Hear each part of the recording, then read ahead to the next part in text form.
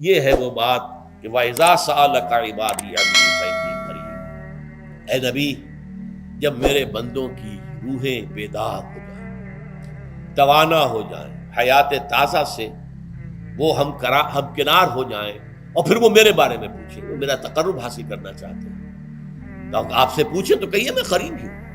اجیب دعوت الداع اذا دعان، یہ ہے وہ دعا، میں ہر پکارنے والے کی پکار، ہر دعا کرنے والے کی دعا کو سنتا ہوں، قبول کرتا ہوں، جواب دیتا ہوں جہاں کہیں بھی مجھے پکارے۔ اذا دعان،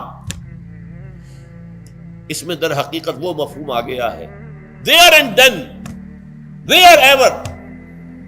آپ اپنے گھر میں ہو کر پکاریں اللہ کو، آپ بستر پر لیٹے ہوئے پکاریں اللہ کو۔ الذین یذکرون اللہ قیاما وقعودا وعلی جنوبہم، ہاں ٹھیک ہے، بعض مقامات بعض اوقات قبول دعا کے لیے زیادہ سازگار ہے، حرم میں جا کر دعا مانگی جائے، اور منا میں، عرفات میں خاص طور پر، جبل رحمت پر خاص طور پر، ملتزم جو ہے کعبے کا اس پر خاص طور پر، وہ ایام بھی ہے خاص، لیکن یہ نہیں ہے کہ بقیہ دنوں میں آپ کے اور اللہ کے درمیان کو بڑا فاصلہ ہے۔ یہ سارا دنیا میں مشرکانہ نظاموں نے تصور پیدا کیا، اللہ تو دور ہے، دور ہے، دور ہے، دور ہے، پاک ہے، پاک ہے، پاک، تم ناپاک ہو، ناپاک ہو، ناپاک ہو، اور تم تو بڑی پستی میں پڑے ہو، تم اللہ سے براہ راست ہم کلام نہیں ہو سکتے۔ کوئی درمیانی چاہیے، کوئی لنکس چاہیے، کوئی پجاری ہوگا، کوئی پروہت ہوگا، کوئی پنڈت ہوگا، کوئی پیر ہوگا، کوئی پادری ہوگا، کوئی پوپ ہوگا، اس کے ذریعے سے تم اللہ سے ہم کلام ہو، خود نہیں۔ اور جب ذریعے بیچ میں آ گئے تو ان کی مٹھی گرم کرو، ان کی چاپلوسی کرو، ان کو بھی جو ہے چادریں چڑھاؤ، ان کو نذرانے پیش کرو۔ یہ ہے بدترین ایکسپلائٹیشن جو مذہب کے ذریعے سے نوع انسانی کی ہوئی۔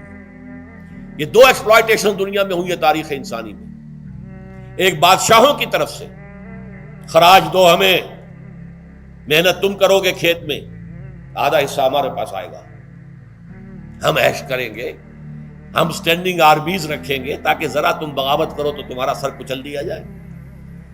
یہ ایکسپلائٹیشن بدترین، مانگنے والا گدھا ہے، صدقہ مانگے یا خراج۔ دوسری طرف ہم بادشاہ ہیں، ہم چندر بنسی سورج بنسی خاندان ہیں، ہم راجپوت ہیں، حکومت کرنا ہمارا حق ہے۔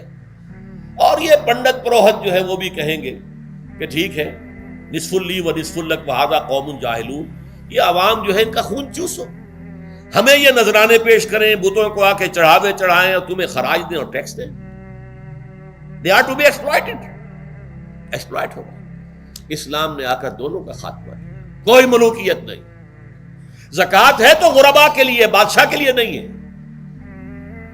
یہ تو غربا کے لیے، لہذا کوئی ٹیکس نہیں۔ نمبر دو، اللہ سے ہم کلام ہونے کے لیے کسی دربان، کسی جو ہے پہرے دار کی مٹھی گرم کرنے کی ضرورت نہیں۔